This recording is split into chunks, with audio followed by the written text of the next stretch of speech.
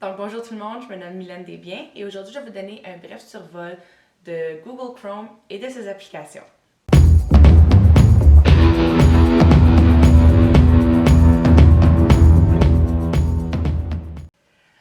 Donc qu'est-ce que Google Chrome est au juste? Google Chrome c'est un navigateur web qui vous permet en fait d'aller n'importe où sur Internet.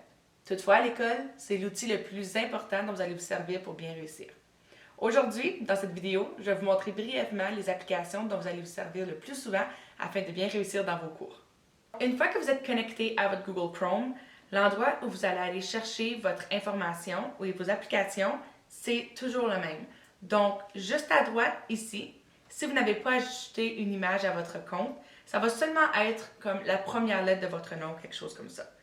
Juste à la gauche de celui-ci, vous allez voir qu'il y a 9 petits carrés et c'est là que vous allez aller trouver vos applications Google. Donc, simplement, cliquez sur les 9 petits carrés pour y accéder. Donc, ici, je vais vraiment vous présenter les applications dont vous allez vous servir le plus souvent, pas les autres. Donc, l'application dont vous allez vous servir le plus souvent, c'est sans aucun doute Gmail.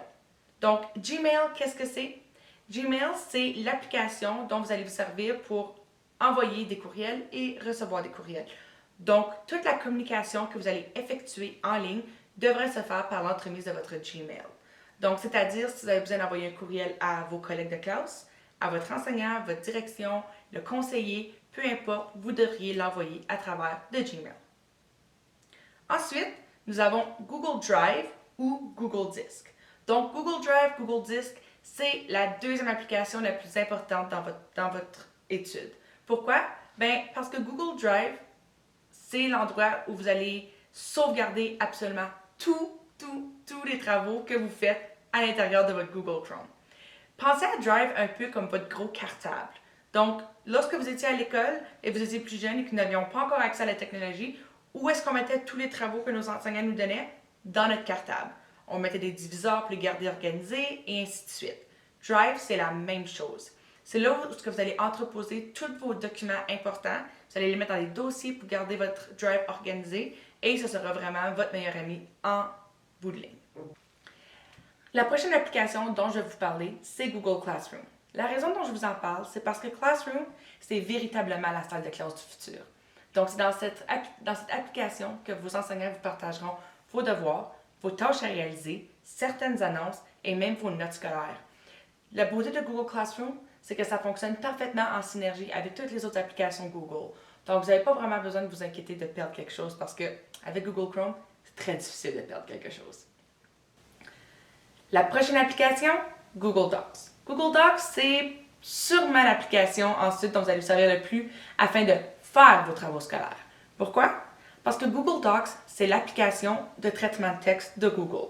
C'est-à-dire que n'importe quand vous avez besoin de faire une composition, écrire un texte pour un cours, une dissertation, un compte-rendu, ce sera à l'intérieur de Google Docs que vous allez le faire.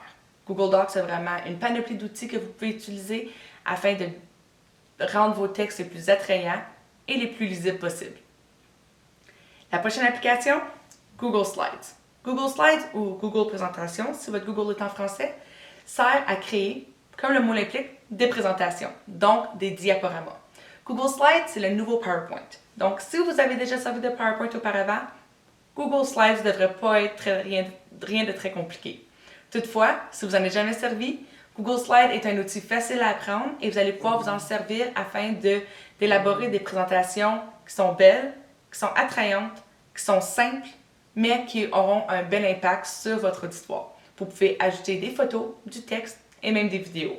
La prochaine application, Google Sheets ou Google Feuilles. Google Feuilles, qu'est-ce que c'est? Dans le fond, c'est une application pour créer des feuilles de calcul. Donc, vous pouvez créer des feuilles de données, des budgets, des statistiques, intégrer des formules afin que tout se calcule par soi-même.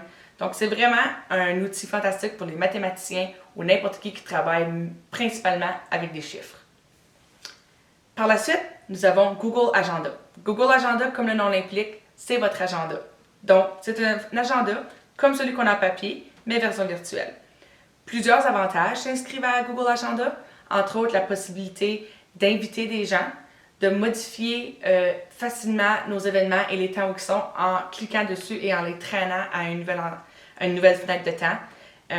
On peut avoir plusieurs différents calendriers, leur attribuer une couleur particulière.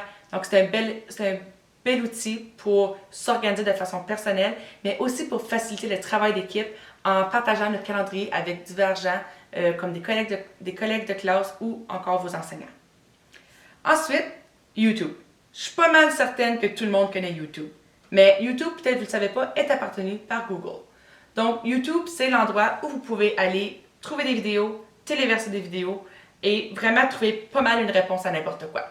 Google Hangout, c'est l'application de clavardage de Google. C'est-à-dire que vous pouvez envoyer des messages instantanés, comme un message texte, à vos camarades de classe, à vos enseignants, si vous avez une question quelconque. Vous avez simplement besoin d'être amis déjà sur Google Hangout et vous pouvez communiquer comme ça. Grosso modo, voilà les applications dont vous allez vous servir le plus souvent afin de bien réussir sur votre parcours scolaire. Dans les prochaines vidéos, nous allons les explorer plus en profondeur ainsi que leurs fonctionnalités afin que vous puissiez devenir des vrais experts de la technologie.